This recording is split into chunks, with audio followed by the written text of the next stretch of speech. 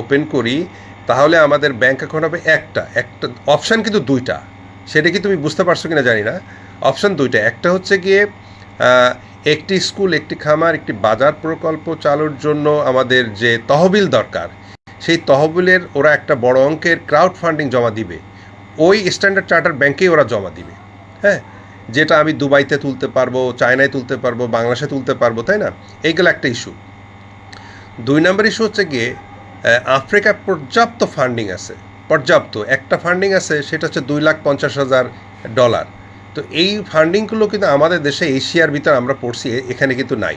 এটা ম্যাক্সিমাম চলে গেছে আফ্রিকার যে 10-12টা দেশ আছে, হ্যাঁ, এদের ভিতরে চলে গেছে। তো এই জায়গাটায় যদি আমরা কাজ করি, তাই না, এমনকি কৃষিকাজও করি, আমাদের একটি স্কুল একটি খামার, এই কাজগুলো যদি করি, তাহলে কিন্তু আমাদের এখানে বেশ একটা ভালো একটা চলে আসবে। তো সেক্ষেত্রে আমরা কাজগুলো শুরু করতে চাচ্ছি, ওরাও শুরু করতে চাচ্ছে দ্রুত। তা আমরা কালকে রেজিস্ট্রেশনটা দিয়ে দিই। রেজিস্ট্রেশনটা দেওয়ার পরে ওরা $50 এখানে যদি আমাদের ব্যাংকে পাঠায় দেয়, হ্যাঁ, তাহলে আমরা দ্বিতীয় পর্যায়ের কাজ শুরু করব। তোমার এখানে আর অন্য কোনো বক্তব্য আছে কি না তুমি বলতে পারো, সুবিধা এবং অসুবিধা কাগজপত্র এটা নিয়ে। ধন্যবাদ।